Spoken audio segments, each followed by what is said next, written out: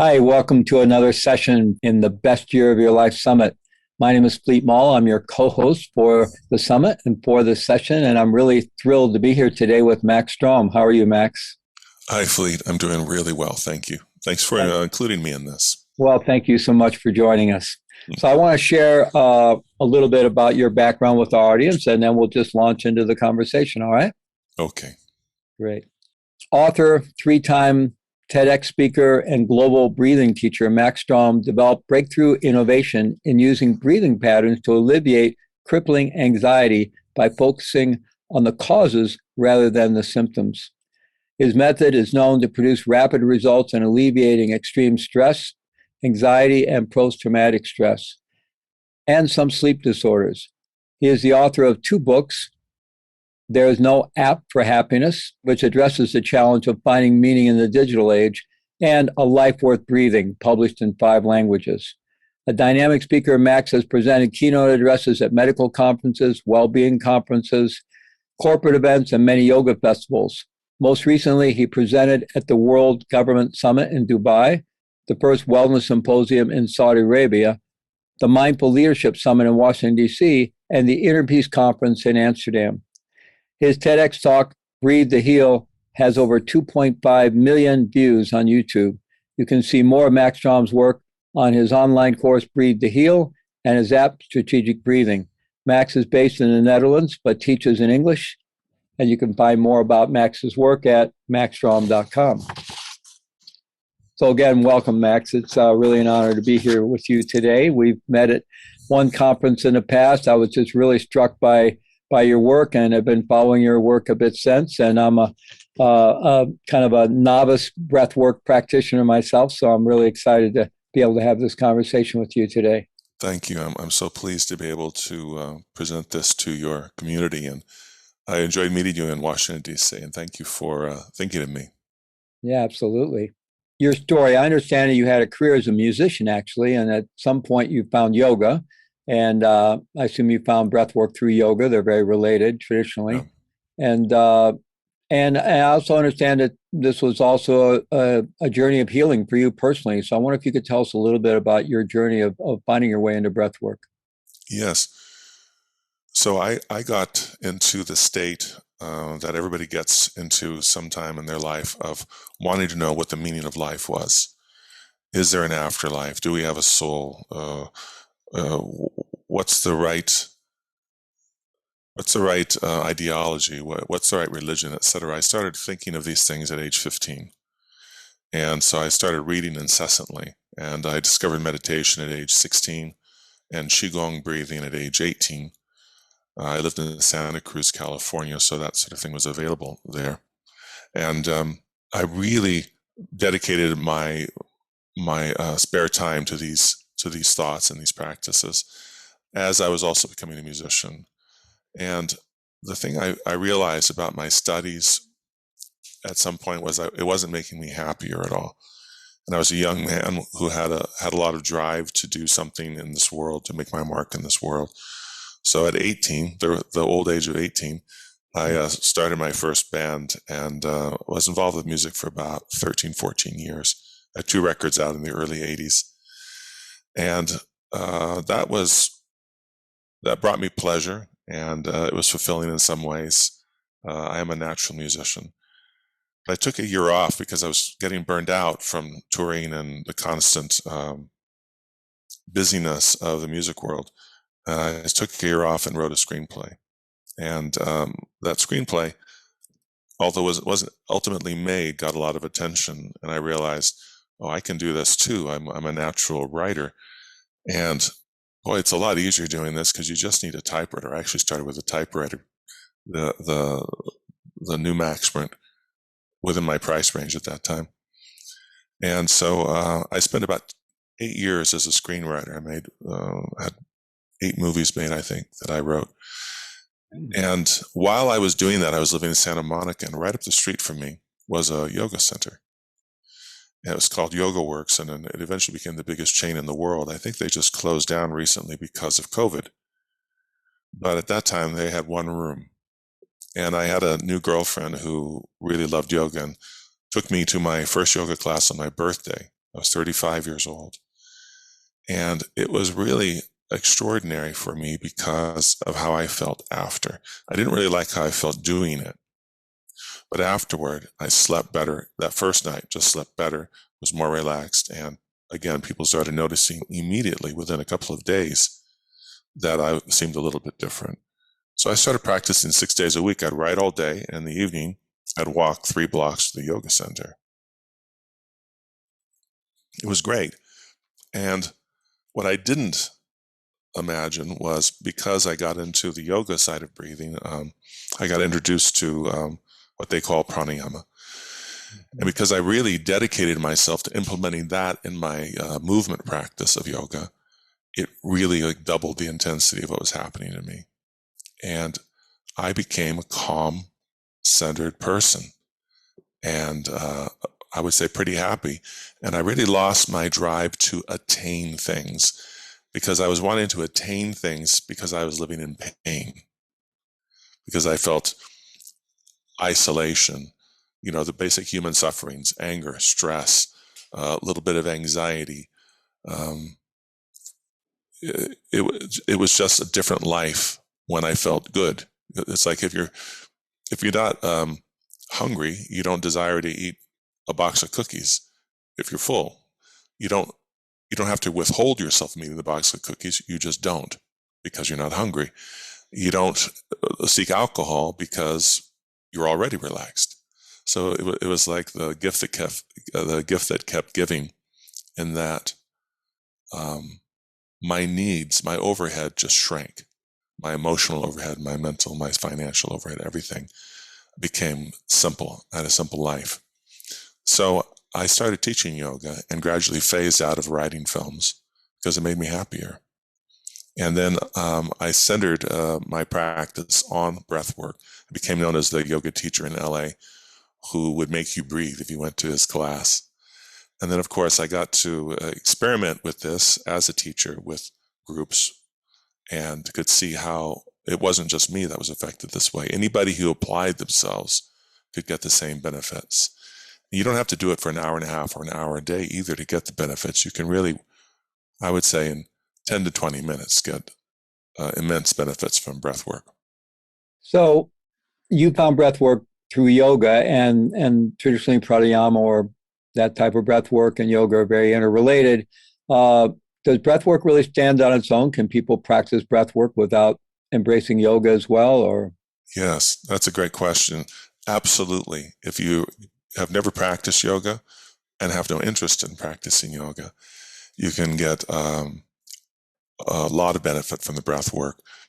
And I teach people all the time. I teach people who are 80 years old who've never stepped foot in a yoga class, and they can do everything the first day. It's not like someday you're going to be able to do this and someday you'll get benefit. You get benefit immediately. For example, when I go into a corporation, which occasionally I'm invited to do, to teach the executives my breath work, I tell them, because they're looking at their watches, like, who's this guy? Why is he here? We're busy. And I say, 10 minutes. Do exactly what I say for 10 minutes, and you're going to feel better 10 minutes from now, not someday. It's immediately accessible, and that's one of the great things about it. yeah, absolutely. And I'm finding that those same results myself. And I, as I've shared with you before, in my work with public safety professionals, criminal justice professionals, I introduce simple forms of breath work, and the payoff is just immediate, and they're immediately Yes. sold. Like, wow, this works. That's right. The first time they do it, it works. So That's right. It's fabulous. Yeah. And further, I would suggest to someone who does not practice yoga to add breath work at the end of whatever workout they do. Because when your system is really moving, your blood flow is moving, and your lungs have already been moving a lot from, being out of breath, whatever you're doing, working on a treadmill, running, or playing tennis, then sit down or stand up, depending on what you're doing, and do your breath work. Then you'll have even more benefit than if you just get out of bed when your system is sluggish. It is better if your system is moving somewhat. Uh-huh. So, from my understanding of breath work, it certainly can be a form of healing. And I know you emphasize working with anxiety through breath work. And it can also be a way to increase our overall well-being, as you've been talking about, and our overall resilience. I would say deepening our resilience. And it can probably be even the basis for a profound path of transformation ultimately. So I wonder if you could just talk a little bit about what exactly is breath work. I mean, we all breathe all the time. So what is breath work, and how does it fit into the overall picture of our health and well-being? Well, you're absolutely right. These are the questions I get asked the most by people who are new to breath work. Is they say things like, well, I'm breathing now. And I say, yeah, well, I'm moving my hands right now while I'm talking, but you wouldn't say that's exercising. You know, doing specific movements with your body in a particular pattern for a particular amount of repetitions starts to change your muscles. That's the essence of a workout. And with breath, it's similar, where if you do a certain kind of breathing, certain way of doing it for a certain amount of repetitions or minutes, there's a cumulative effect that affects your nervous system, sort of the inner body, so to speak. Our nervous system is part of our brain, and it's throughout our body. The second question people ask me, they say, but isn't breath just CO2 and oxygen exchange? What does it have to do with your emotions? And that's the great ignorance, really, of our culture. If you think about the first thing a baby does when it's born, a healthy baby was born, baby inhales, and as it exhales, it starts to cry. Crying is the first thing you and I and everybody else listening did when we were born. It's the very first thing. And we continued using that as a language to our parents until we learn a few words and learn how to talk. Crying is an emotional reaction to discomfort or pain. And it lets our family or tribe know that we're in trouble and we need them. So they come to us. Anybody that hears a baby cry sits up and looks and listens. That child needs help, especially a toddler or something. So our lungs also are the engine of our emotional expression through our voice from the very first moment we were born till now. And that's why when we become emotional and we feel we don't have the right to speak, we stifle ourselves, which means strangle, and we start getting a frog in our throat. We start literally shutting our communication center down and not allowing ourselves to express something that's difficult for us to say. So you could say that the lungs' primary purpose is the exchange of gases, oxygen and CO2. But the next purpose, which is extremely important in terms of why we live, our heart life, is the expression of emotions, all emotions. And so when we do breathing patterns, we access that function, that emotional function. We start to release what I call frozen emotions in our chest. And the stuff we've stuffed down there for years or for decades, in my case, starts to come out. The next question is, people say, well, why would I want to do that? Why would I want emotions that were unpleasant to feel the first time? Why would I want them to come out? I don't want that to happen. And then my answer is, well, how's it working out for you now? How's the stifling and repression working out for you now? Because that's usually where our anxiety comes from, especially panic attacks. As we start to feel something and we push it down, we crush it, and it comes out as a panic attack. That's the first part. And the second part is when we access our memory, and especially emotional memory in this way, it doesn't come, it's not like picking at a scab where you just feel it again and you feel awful and go home. It helps you to resolve it, to reconcile with your own past events that were hard or traumatic, and integrate them into your life. And that's what we really need to do. I meet people all the time who can't remember their childhood. If you can't remember your childhood, it usually means you were traumatized in your childhood. And so the brain can't erase certain memories, so it erases the whole thing. It doesn't completely erase it, but it's still in there, but it erases it from our access. And when we do the breath work, we can access those things and resolve them and heal them so they're no longer plaguing us. So we go to the cause rather than the symptom. And that's why we can do this almost as an intervention instead of medicine, which is mostly dealing with the symptoms of anxiety and depression and not the cause at all. You know, I want to add one thing. You know, the the profession in the United States that has the highest incidence of suicide are physicians. Mm-hmm. So physicians, even with their knowledge of how the body works and the brain works, the talk therapy and the medications are very useful, but sometimes they're not enough, and we need something else. And that's why medical conferences are inviting me to come and talk to them now. Mm-hmm. So if someone's interested in beginning a breathwork practice, what advice might you have around how to begin? I'm going to ask you to actually lead some simple introductory breathwork a little later in our conversation. But in terms of basic principles of how to begin a practice, where to get the information, or where to start, or how to start. Well, you can go to maxstrom.com. I have a lot of things for you to look at there. You can also look at my YouTube channel, which is a free resource. I have a lot of talks about it, and I have a follow-along practice on YouTube. Mm-hmm. That's called Inner Axis 30.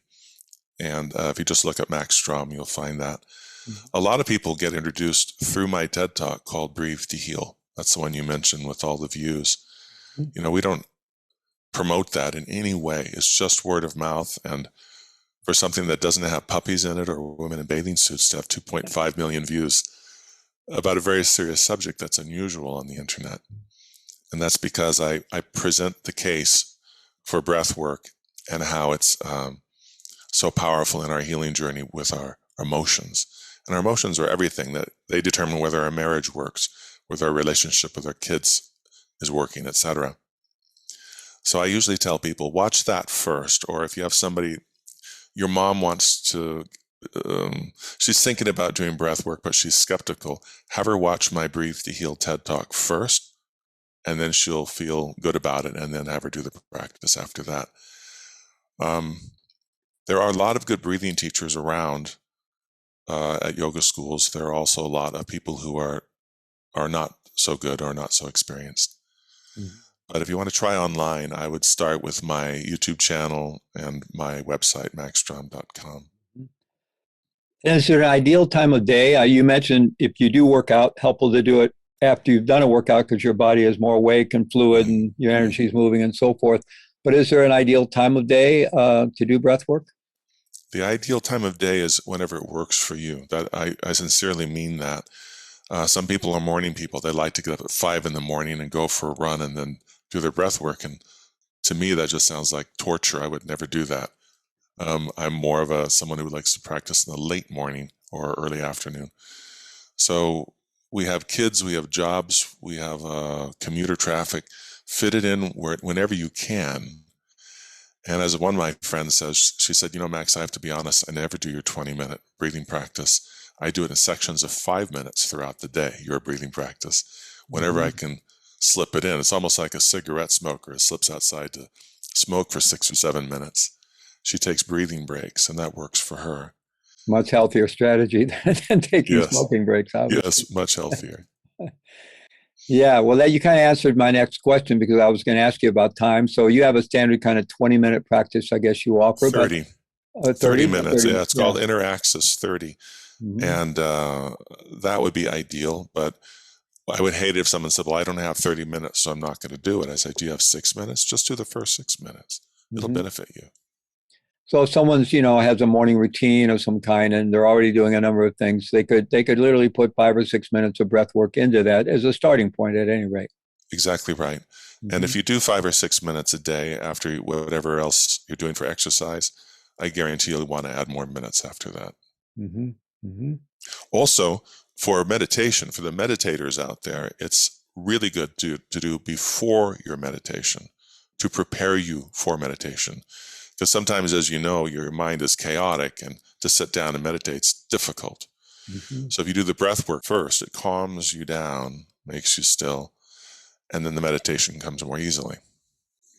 Mm-hmm. Absolutely, and I can attest to that. Although I'm relatively new to really intentional breath work and especially pranayama type work.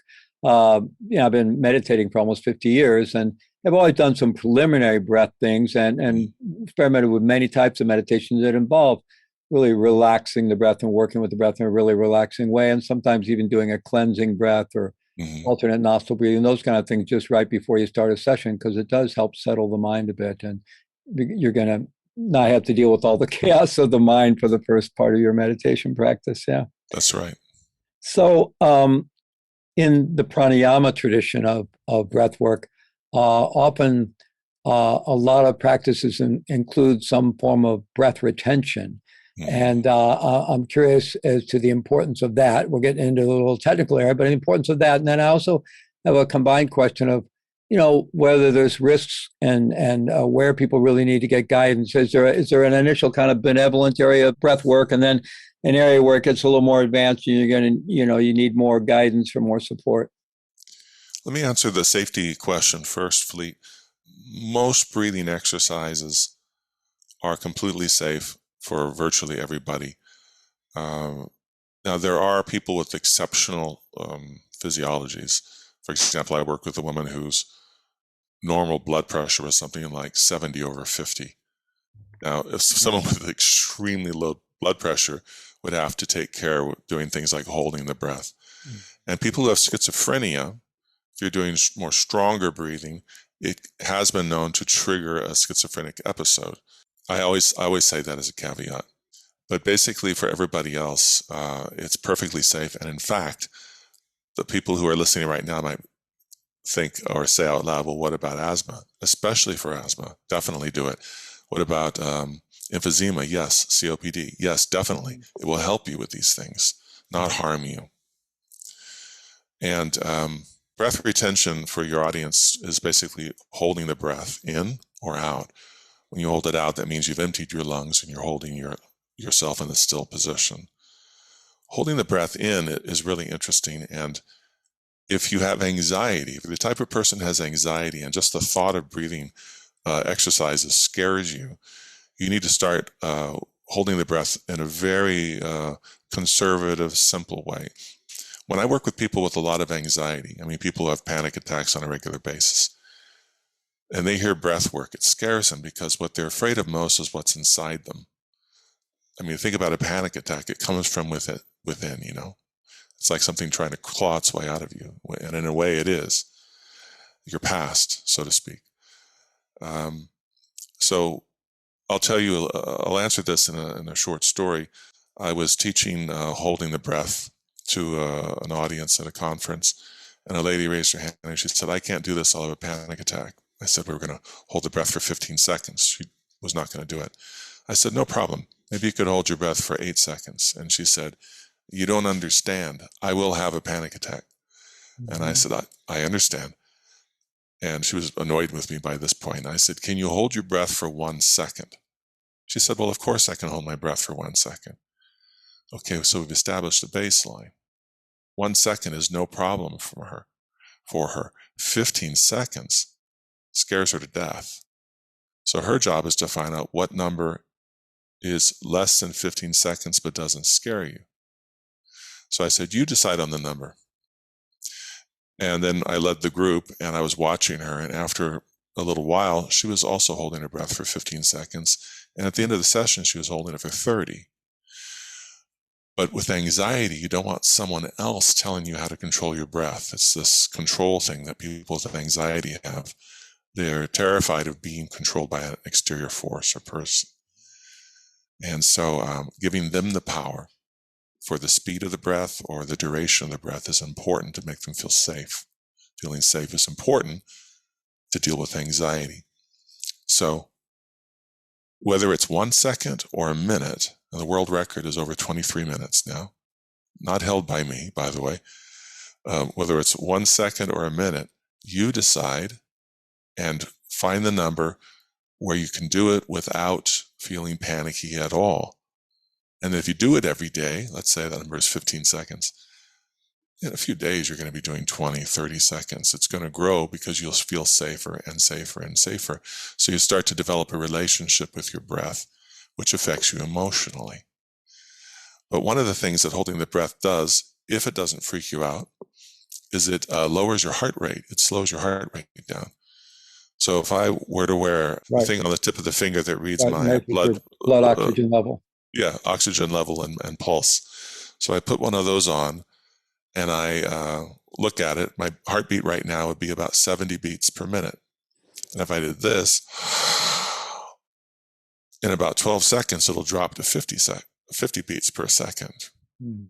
20 fewer beats per minute.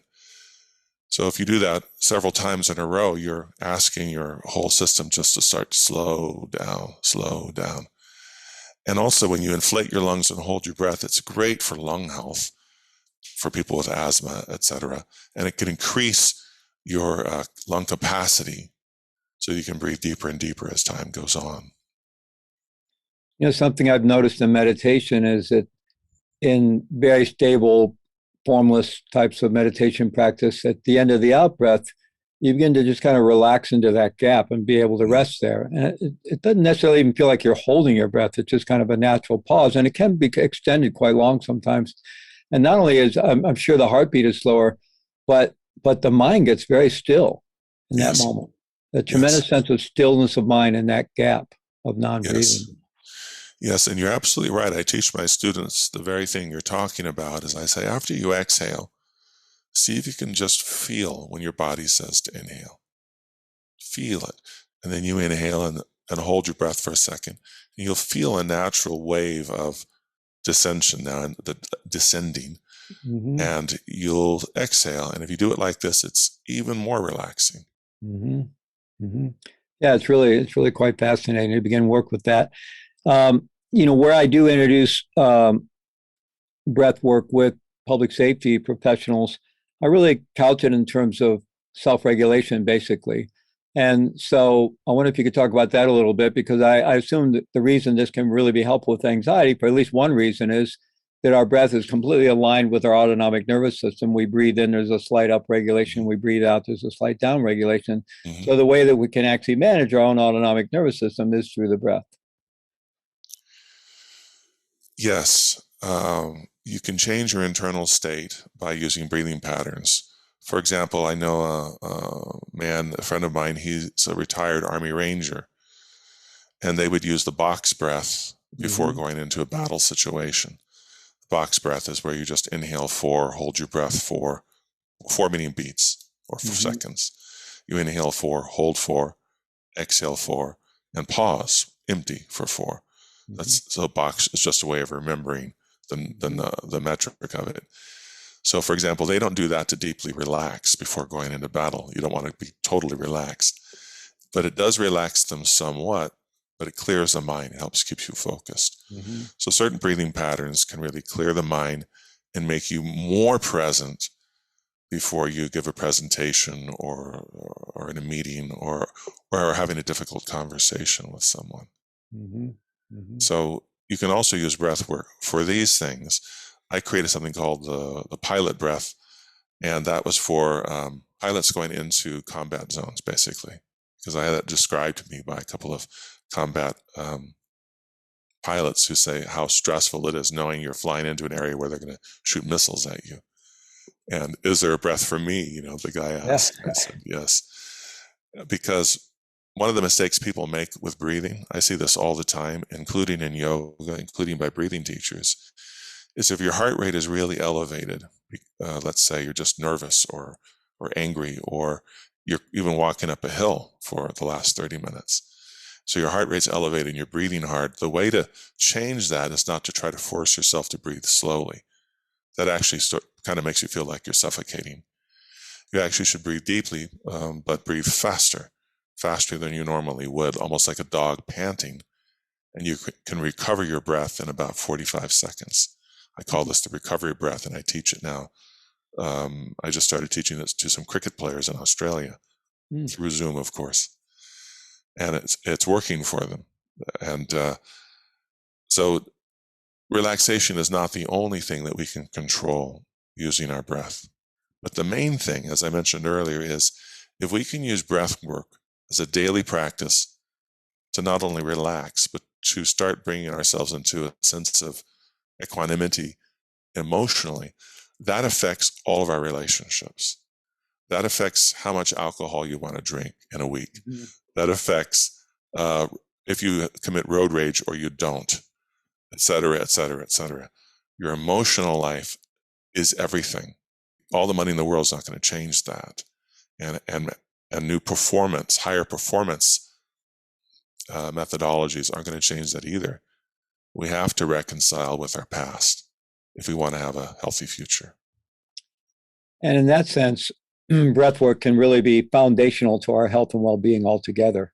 Yes, And I I know believe that so.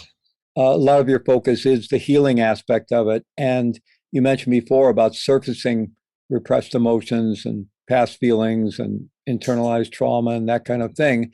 And yeah, yes, it's kind of counterintuitive. Why would we want to surface that? There's a term in psychology called the pain paradox that we know that transformation and healing is on the other side of being willing to move through and be with pain, but instinctually we want to go the other way. We want to That's right. avoid it, but that unfortunately doesn't help, right? So I know you do a kind of very full breathing, really opening up the rib cage and so forth. That you doing that repeatedly will actually kind of get our emotional body unstuck a bit and allow things to start moving. Could you talk about that a little bit? Doing very deep breathing in a rhythmical way for a certain period of time. I usually have them do intervals of 3 minutes, 3 minutes, 3 times in a row. And I like to do that one as a supervisor in the group. So I'm really making sure they're doing it the right way. Dislodges so much of what we're holding on to. Breathing never makes you emotional, but you might often hear that in a breathing class, people are very emotional. It doesn't make you emotional. It releases what you're holding on to now. Anything that was unhealed, unintegrated, unspoken, all the humiliating experiences of your life that you just shoved down, the divorce, the bankruptcy, the biggest traumas of our life, basically, if we didn't deal with them, which in Western civilization basically taught not to deal with them, we're taught to suppress them. This just haunts us through our life. By doing the breath work, like you were describing, it can start to release them. And you also release a lot of that memory that's been hidden. And what I tell my students a lot is this. I said, let's say something happened to you when you were 5. Like I had a trauma when I was 5. It was a drowning trauma. It wasn't with my family. And I realized when I was in therapy one day, and I brought that up because I had dreamt about it. I said, oh, I get it. I'm remembering this as a 5-year-old. All my memory is that perception of a 5-year-old. And when you're 5, you don't have much knowledge of the world. If your parents got divorced when you were 5, you don't know what divorce is. You don't even know where your parents go for work. They go to some place magic called work. They leave the house, You don't know what marriage is. You don't know what divorce is. You don't know what sexuality is. So divorce just totally confuses you and traumatizes you. But now, if you remember those same things, if I remember that at my age, I'm turning 65 this week, I'm going now through a 65-year-old emotional infrastructure. It's not going to traumatize me this time. I still might shed some tears. I probably will as I remember. But now I have this whole lifetime of experience and wisdom with which to feel, experience, and process these memories of a 5-year-old. If I don't do that, every time I have a memory of that trauma from when I was 5, the 5-year-old freaks out. The 5-year-old in me freaks out. I hope that makes sense because it's a really important thing to distinguish. And this is why, I'll give you an example.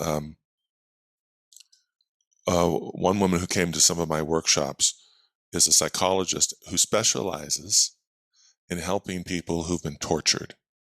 So when you read these awful news stories of people who've been locked in basement for 20 years and tortured, and then they finally get rescued, she's the person they send to deal with folks like that. Unfortunate, horrific situations. She started using the breath work that I taught her.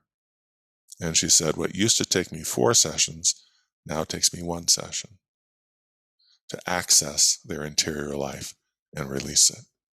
So a lot of psychologists now are using breathing exercises, and many are coming to me for, because I have a teacher training now for psychologists, psychiatrists, etc. So they can utilize it in their private practice. About 5 minutes, the first 5 minutes of their 45-minute practice. And they say it just saves so much time now because, Mr. Jones has been trying to get to his numbed feelings for the last year. And I introduced breath to him, and he did it the first time, our first session, with 5 minutes of breathing. Wow. Well, hopefully they're using it for their own self-care as well, as they bear witness to all that suffering, especially the person working with the torture victims. Yes, she did. Dedicated vocation. Yeah, you can get post-traumatic stress in that vocation. Yeah. I'm wondering if you could say something about, with these last 2 years with the pandemic, there's been so much tragic loss, and loss is a part of life, and we're all experiencing losses throughout our life. But there's been so much loss lately, and I'm wondering if you could speak about grief work and how breath work might facilitate. I went through a very serious loss myself last year, and so I'm just curious about maybe breath work and its relationship to facilitating working through our grief.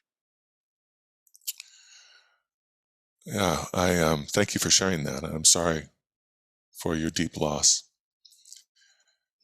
And I think everyone listening or watching us has had some deep loss in their life, if not from COVID, from before. One of the things I've learned through teaching breathwork all these years, which has been about 26 years now, is once you get into breathwork, you're also into grief work. A big part of my work now is dealing with grieving.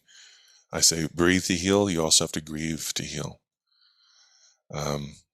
If we just suppress our grief, like I mentioned, our memories and our grief will just wait. It will wait for you the whole life. It doesn't know time.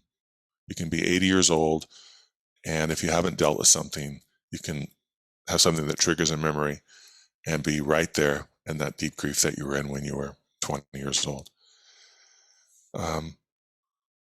Breath work helps us to grieve because we have taught ourselves not to cry. And crying is, again, the first thing we did. And I believe it's something we have to find our way back to. I know so many people, and I used to be one of them, who didn't cry for 10 years. And breath work helped me to be able to do it. It's a natural way that we process grief.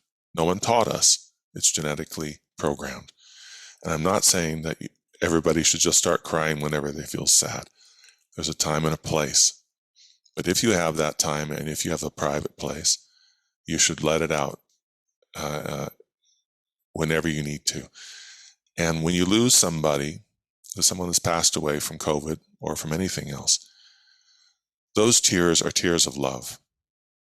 There's no shame in shedding tears of love. It's an expression of how deeply you love that person and how much you'll miss them. Now, most of us in Northern European, American, Australian, New Zealand culture, those the former colonies basically, we grieve alone too much. We hold it in until we get somewhere private, then we let it out. But we need to learn to grieve with each other. What I tell my students is you have to learn to be comfortable with tears your own and witnessing someone else's without intervention. Just sit there and wait and be with them. And you have to be comfortable with silence. And we have to learn to talk to each other again, because people don't know how to talk to each other. Something happens and they think, God, I should say something like Oprah or Rumi or something and makes Fleet feel better. No, you don't. The way I tell my students to deal with it or think of it is this. Fleet, let's imagine I broke my leg and I had to have surgery. Now I'm in the hospital. My leg's hanging with a cast and has pins in it. And it hurts. I'm taking some pain medication. And so you, my friend, come to visit me.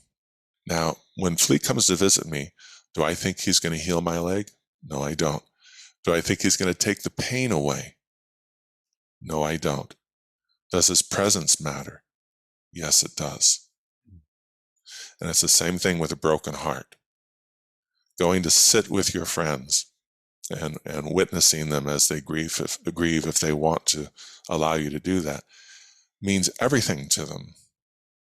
If you've ever woken up in a hospital after a major surgery, and a lot of people over 50 have, I have, and there are people sitting in the room with you that you didn't call, that you didn't tell that you were even going to surgery, but they heard about it and came right away, you will never forget those people. One of the biggest mistakes we make in our life is we don't believe our presence matters. But if someone loves you and cares about you, respects you, your presence is everything. It's so healing. So I think we need to learn to grieve together as well, not just wearing black at the gravesite, but after that. Mm. And don't try to fix them. Don't try to make them feel better. Don't try to make them laugh. Just be with them, and they'll never forget you for it. They will always, your friendship will deepen. The bridges between us strengthen through grief. They should be bringing our communities together and not splintering them apart, where we all run away into our private apartment to go cry. Wow, that is so important. I know there's a lot of grief support groups and people that do grief work in the context of support groups, and I would hope many of them are beginning to integrate breath work into their, it would just be so effective, obviously. So I'm going to ask you to lead us in a practice in just a moment. As we've been talking about our emotional life and maybe unsticking some of the difficult things we tend to avoid, but I think it's also important to say that by opening up our emotional life, it also allows us to experience joy and really being in our emotional body and not repressing ourselves is actually also the vehicle for really being able to live and experience joy in life. That's exactly right. In that first story I told you about my own journey, that's what happened to me. By doing breath work every day and releasing my grief, which is what used to happen, tears would stream down my face every day for about a year. My capacity for joy and kindness and patience grew, and as I mentioned, people noticed. So that's what happens on the other side. That's why I call it grieving to heal. You come out the other side a more complete person, and then we have a life that's worth breathing. This is this has just been very helpful and nurturing to me. Just being in this conversation feels very healing in of itself. So thank you very much, Max. And I would love it if you would lead some kind of breath practice for our audience. Okay, I'm happy to. So the way I'm going to do this is I'll approach it as if the people listening have never done a single breath practice in their life. We're going to start from the very beginning. And I'm going to give you a really simple one. It's not so easy to teach in this manner, and we have a limited time. So I'm not going to give you a lot of details, but we'll start with one that can help you relax and also help you fall asleep. It's a very well-known breathing practice. It's called 4-7-8, those four numbers. Mm-hmm. If you have trouble falling asleep, this is a great thing to do in bed, lying down, lights off. I mean, you're ready to go to sleep. You can do it right in your bed. And the metric is inhale to the count of 4. Hold your breath to the count of 7. That's with full lungs, not partially full, but full lungs. 4 in, hold 7, and exhale to the count of 8. And just do that for about 2 minutes. If you're still not asleep, do it for another 2 minutes. You'll fall asleep. Now, the speed in which we count, if I'm going 1, 2, 3, 4, that differs for everybody. So you and I have been doing breath work a long time, relatively, and so I can count a lot slower than someone who's doing it for the first time who has anxiety. So I'm going to do this at a fairly fast clip, as if everybody listening has anxiety. Now, when you're doing it at home on your own, I'm not counting now. You have total control of your breath. When you're lying down, just tap your leg with your hand, like a little metronome, keeping time. And you decide on the speed. If you feel kind of like you're suffocating or claustrophobic, those feelings, you're doing it too slow. Just speed it up. Don't change the numbers, just change the speed in which you count. So the metric remains the same. So Normally, I use ocean breathing, or in yoga, they call it ujjayi breathing, which sounds like this.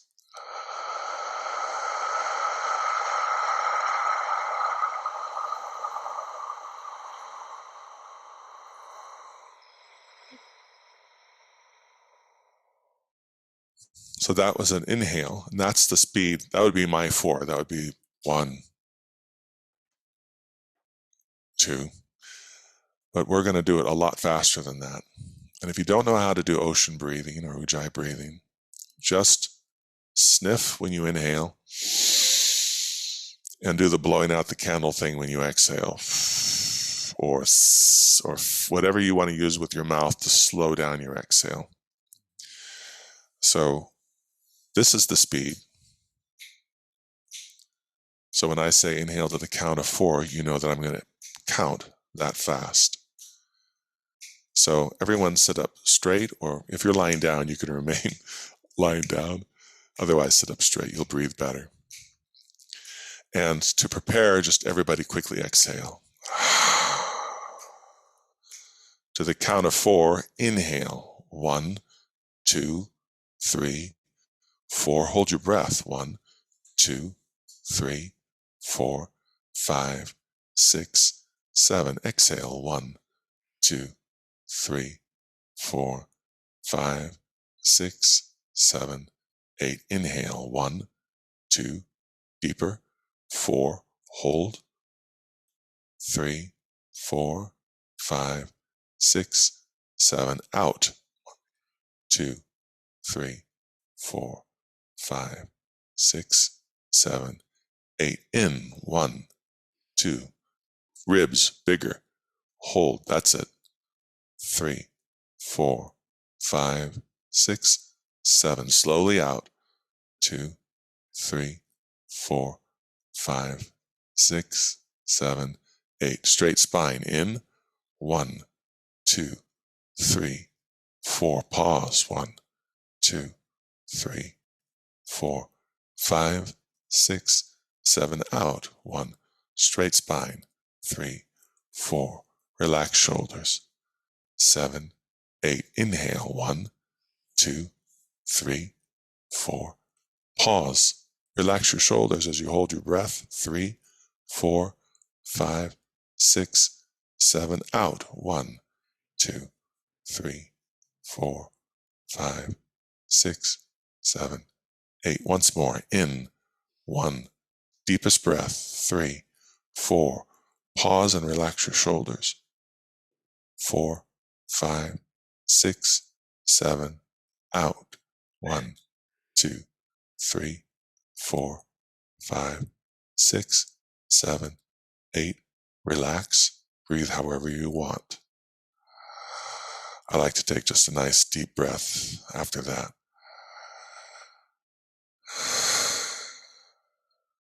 And notice how you feel.